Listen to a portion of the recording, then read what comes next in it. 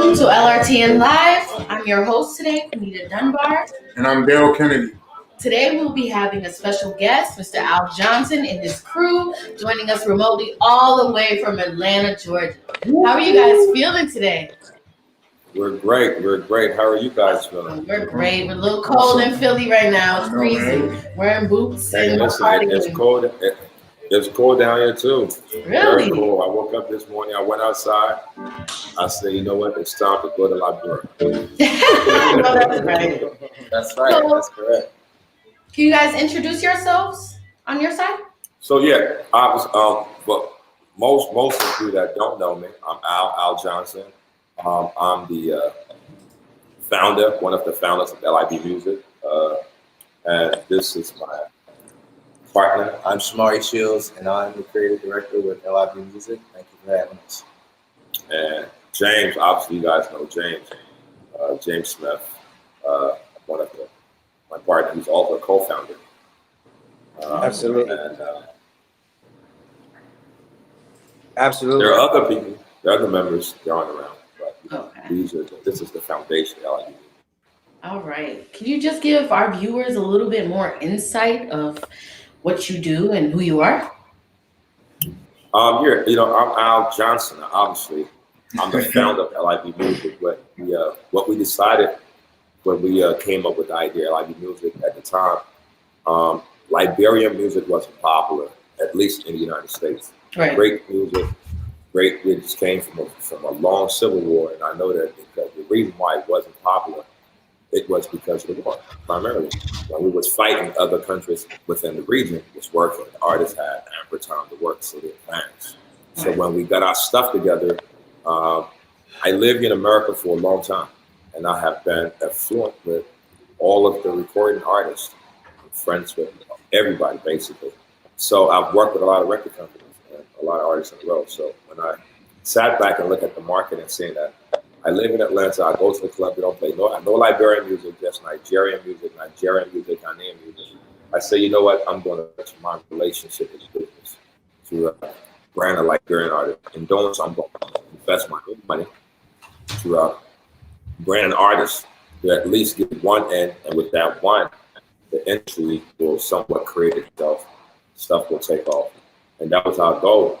And we did that with the first artist, was Flex. We brought Flex on board. Phenomenal record he had. I moved to Minneapolis. Had James, my friend, who works at Def Jam. It took a little convincing. James himself was already entrenched into the African culture. He was at the time working with Wizkid, Blvd, Chiba Savage. He was working at Def Jam, so he knew all of the artists, and he saw the transition, the hip hop transition, Afro pop transition, way ahead of time. So it was easy to convince James. He came on board, and we discovered Flex, the hip hop, all it was fire record. We worked it, it took off, got Akon on the record with my buddy Shamari and those guys. And then we went back and got D12, and here it is, D12 and I. So that's what LIBMUZIK is, a comprehensive record label, one that is compelling, that goes out and find real, genuine Liberian talent and bring those talent to the forefront, right? And allow those talent to put their product out through our platform, right? Okay. And create an opportunity, a career for that person. That's what we do at LIBMUZIK. Wow, that's awesome. Now, you were speaking earlier about Afro, like Afro punk and Afro hip hop and stuff like that. So my question is, how was it different from American hip hop music, and then like what were the challenges of trying to grow artists in that market? That's a very particular niche. So how is it that you can compete in that market? I want to know about your background, strategies when it comes to working in this particular market. Well, as you can see that our first artist, like I go back to both James and I worked in hip hop, and we had opportunities to tour with lots of major artists. I had a chance to tour with Akon. I had a chance to tour with T-Pain. And I had a chance at times to be around Lady Gaga and plenty of places, Gwen Stefani, all these people. the point is, and I myself, most people don't know that I got my first recording contract with Universal Music Group back in 2004. Can you hear me? I got my first recording contract with Universal Music Group back in 2004 with the BP Silver Runners.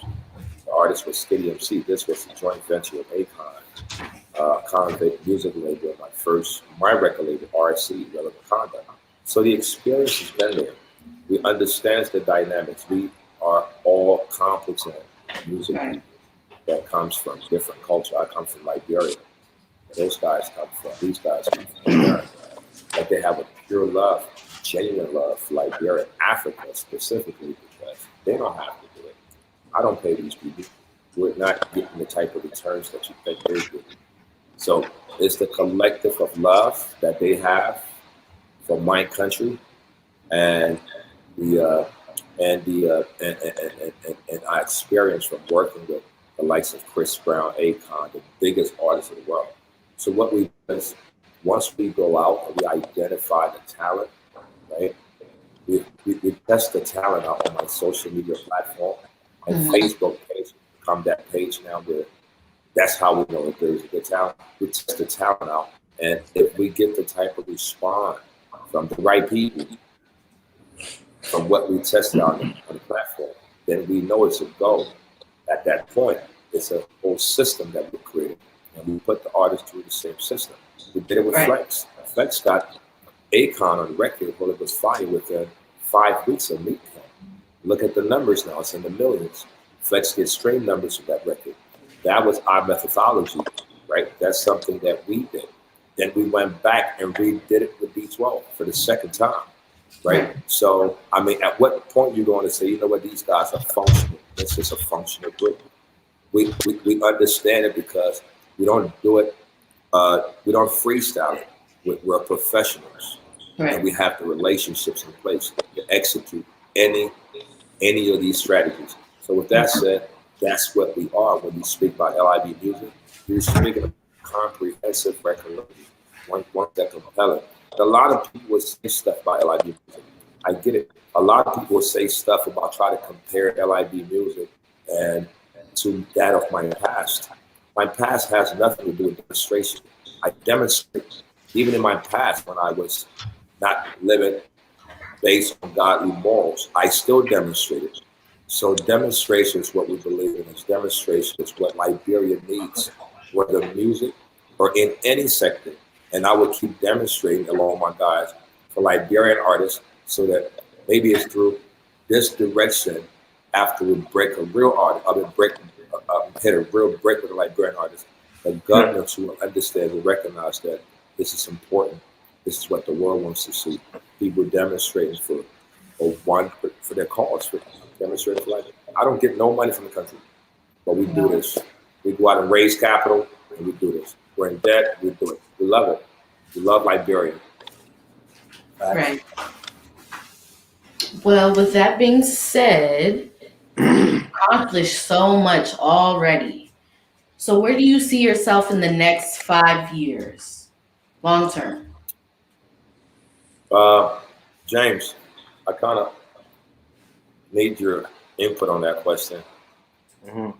Hey guys, I think for our goals, for LIBMUZIK, obviously, with the music, that's just one portion of us. Our goal is to obviously stretch the culture internationally, and have a position where we are the primary company when it comes to talent across the board, not just music. When it comes to athletes, when it comes to international relations, concerts, events, that we are that global company that will be dealing with all the business on the behalf of Liberia in America and internationally.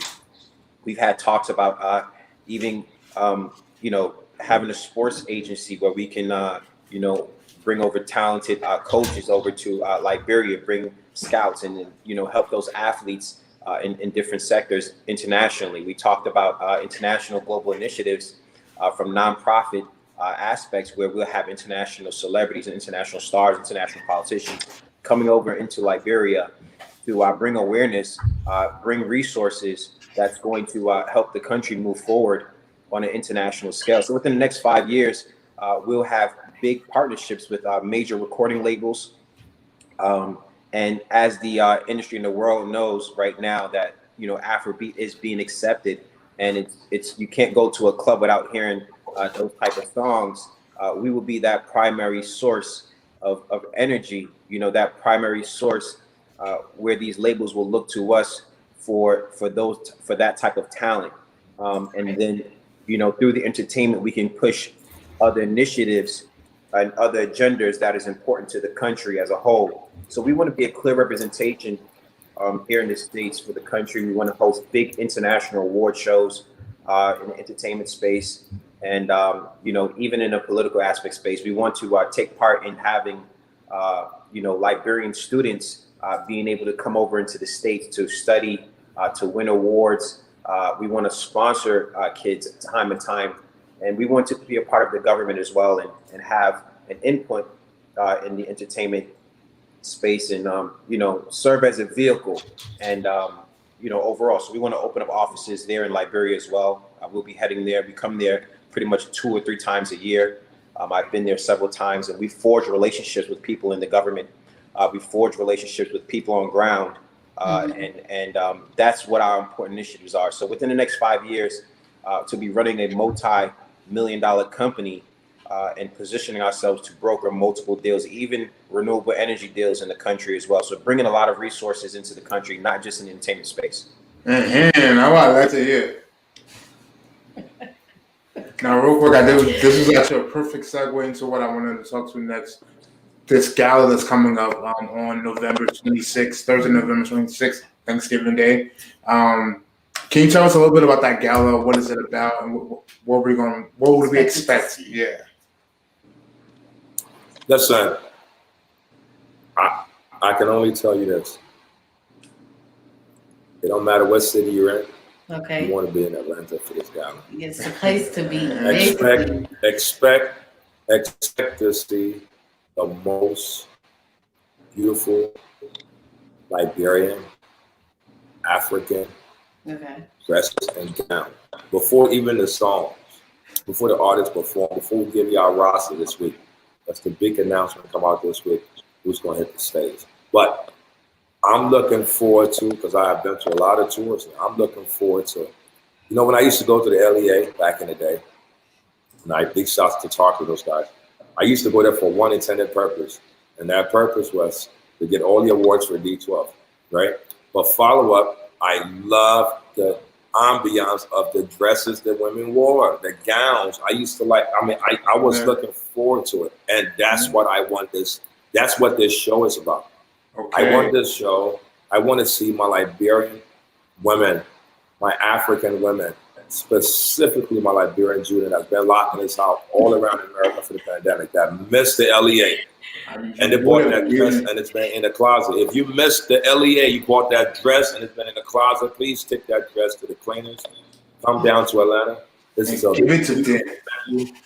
whole thing is about the dress. I'm telling you. Come on. We gonna have the cameras out. This is the biggest gala. Big artists going to be performing. We're going to showcase you some of Liberia's best talents and hidden that you've never seen. We're going to have big names performing. We are talking about a serious host, right? We're going to have art exhibit within the event.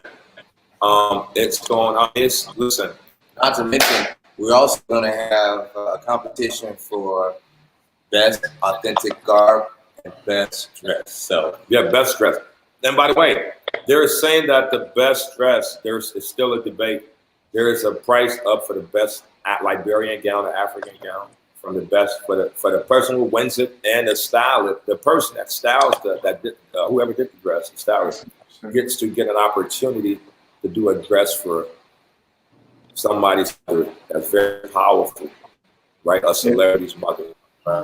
And yeah, so 2 fashion designers for that, and there is a $2,500 price for that person. So look, listen, come down. The Boss is gonna hit the stage. That's right. My newest product. That's what I want to talk about. Can we get there? Fake friends. You guys know in Liberia, you know, we do chit-chat, all that stuff that we've been doing forever. So you come to the person house, eat this house, in the house, you go back, you talk about that. Die, go right? Yeah. You get it? So this kid went and sat down and did the most creative thing in the world. He took a modern day hip hop beat, right, and did a record about fake friends. The concept is crazy, but the hook what caught me.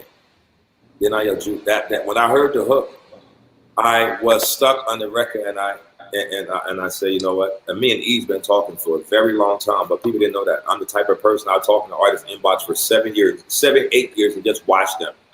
But I'll be monitoring the person movement. There are a lot of artists I could have worked with that I bet that we communicated, but then I see how they interact in their personal life on social media, and I'm like, you know what? This is trouble. I'm gonna stay Monty Lemon. But he has been an honorable kid, off social media, on social media, very respectful. I'm happy to have him as a member of our team, and he's going to be performing his hit single, Fake Friends, at the show, and another collaboration that he and D12 has as well. And I think it's safe to say that that what we see in each boss, that I think he has what it takes to make it. And, you know, as James alluded to earlier and clearly stated as well, in the next 5 years, LIBMUZIK being established on the ground in Liberia is a great thing, because we intend to form the industry. We intend to build that industry out in Liberia, in Monrovia, and throughout the country. So E the Boss, as we see it, is definitely an artist on the roster along with T12 and other talent that we are cultivating. These folks they're worthy of the blessing of the people, and especially the good people over at LRTN. You know, they're worthy of a blessing.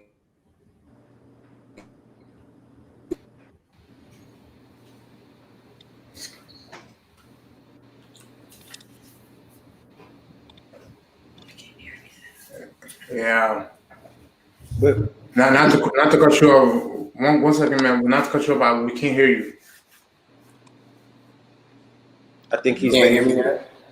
Yes. Can't hear me now? Yes. Yeah, so we're waiting. Can't hear me. We can hear you. We can hear you now.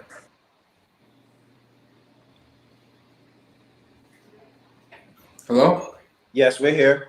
So we're gonna go on a quick break. When we come back, we'll have more of Al Johnson and the rest. All right. Okay.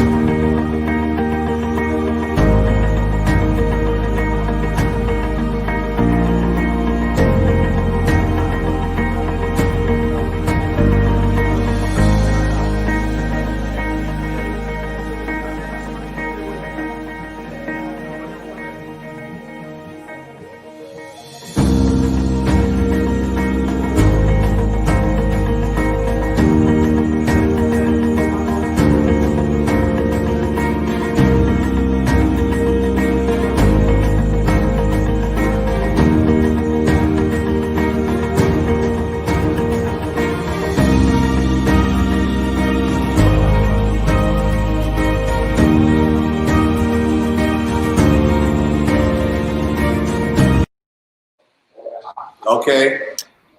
Welcome back to LRTN Live. I'm your host, Quinita Dunbar. And I'm Daryl Kennedy. We're joined here by Al Johnson and his crew. And just to get more insight of coming up from the bottom, how hard it was, the struggles and all the hurdles you had to get over. What advice do you have for the young boys and girls back home in your hometown, to be specific, about trying to achieve what you're achieving? What advice would you give them? Definitely. And my advice for the young ones is, it's so genuine, but it's also sad, right? I had an opportunity, and most of us that came to this country, to the United States at an early age, had that great opportunity. We came in at a time that our country was stable. Our parents was able to get us over here and put us through school. So we did well. Some of us took advantage of the situation. Some of us did. I was one of those people. I tell you, my path wasn't easy for me. My path was very difficult. But back home, the old people say, when you make your bed hard, you got to lay in it, right? Yeah. I had all of the opportunities in the world provided to me at a very early age.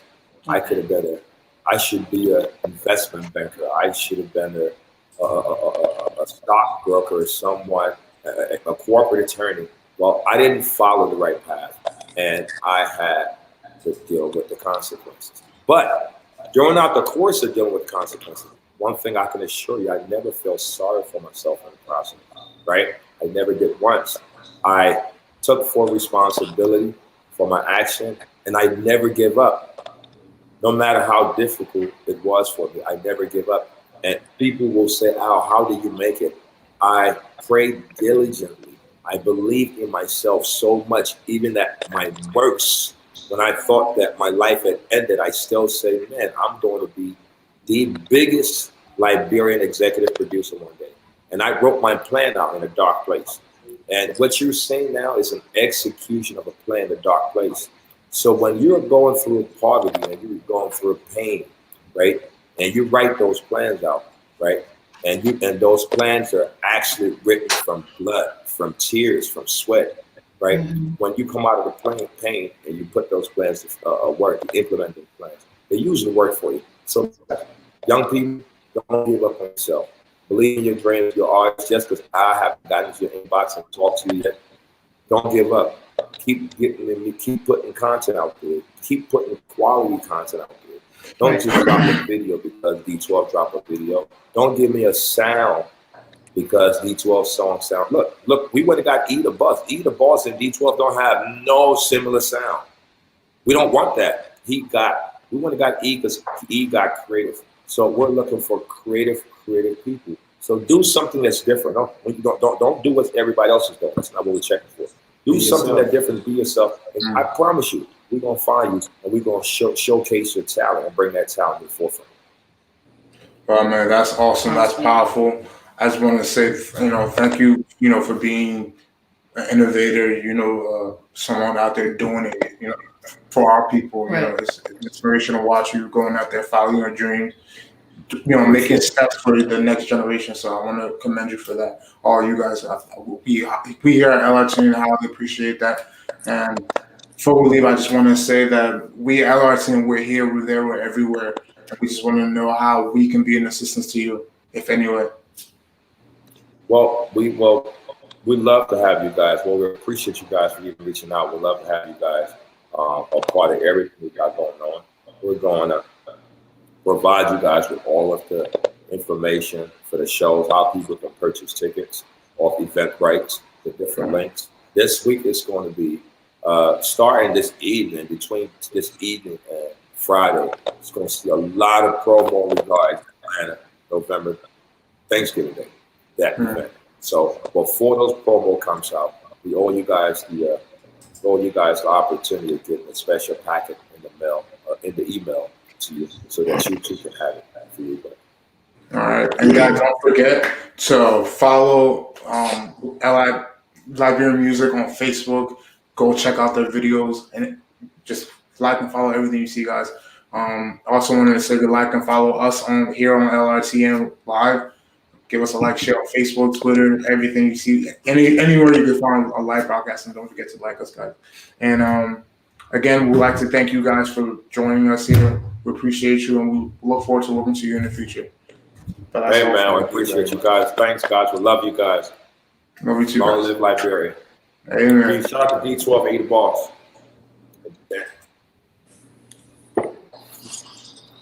Go ahead,